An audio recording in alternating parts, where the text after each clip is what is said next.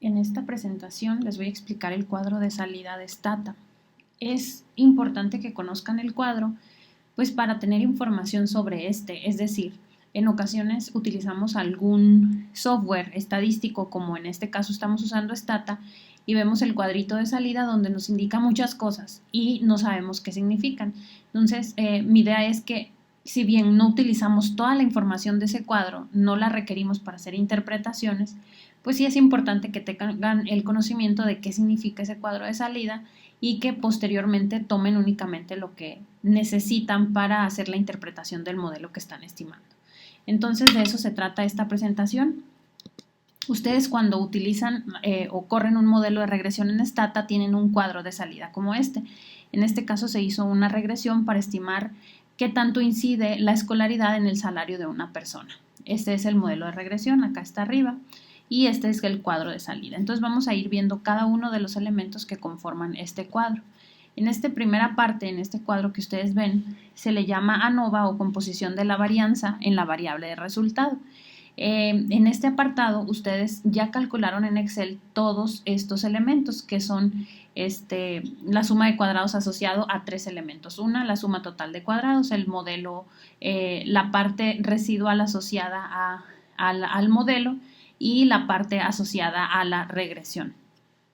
Entonces, bueno, ¿qué significa esto? Cada uno de esos elementos que nosotros ya estimamos en Excel, lo hicimos a mano. DF significan los grados de libertad asociados a las fuentes de variación y MS sería cada uno de estos elementos dividido entre sus respectivos grados de libertad. Por ejemplo, aquí está la suma cuadrada del modelo es de 143.94 dividido entre 1, pues es 143.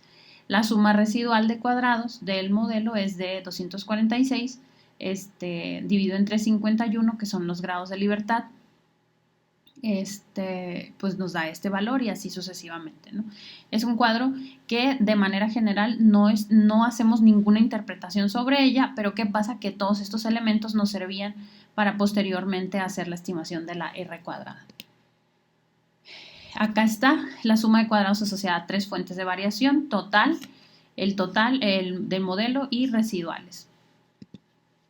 Y luego por acá viene un cuadrito, dice, bueno, esta es la estimación de la variación de los factores no observables que afectan a Y, es decir, es la varianza. Aquí está la fórmula de esa varianza y pues bueno, ustedes la obtuvieron de hacer la estimación de la suma residual de cuadrados dividido entre los grados de libertad. Luego esta parte del lado derecho del cuadro pues es el ajuste global del modelo. En este caso te dice número de observaciones. Me voy a regresar a los grados de libertad. Los grados de libertad van a ser el resultado de el número total de observaciones menos el número de parámetros estimados. En este caso hay solamente un parámetro estimado y el otro es la variable, la variable dependiente o la Y, pero entre los parámetros estimados también se cuenta la constante. Por lo tanto, tenemos acá, bueno, en el modelo hay una variable, hay 51 observaciones, un total de 52 y el número de observaciones totales de 53 que viene acá. Luego, bueno, acá viene el número de observaciones usadas en la regresión, el estadístico F, que nuevamente son los grados de libertad del modelo, menos los grados de los residuales, ¿no? Esto sería lo mismo que les decía anteriormente, el número de parámetros estimados derivado del número de observaciones que se tienen. La probabilidad de F, valor de P asociado al estadístico F. La hipótesis nula es que todos los coeficientes del modelo son iguales a 0. En este caso, como tenemos evidencia estadísticamente significativa para rechazar esta hipótesis, entonces decimos que los coeficientes del modelo no son iguales a 0 y por lo tanto, como lo veíamos en el primer cuadro, pues cada uno de los coeficientes de beta tienen un valor distinto de 0, ¿no? Eso es un indicador importante. Luego, la R cuadrada. Ustedes ya saben cómo sacar la R cuadrada, ya vimos las fórmulas. Dice la proporción de la varianza en Y que es explicada por X, Luego la R cuadrada ajustada, que penaliza la adición de predictores ajenos al modelo, es decir, del crecimiento del error, digamos, siempre tiene valores muy parecidos a la R cuadrada, pudieran interpretar la R cuadrada o la R cuadrada ajustada como referencia nada más.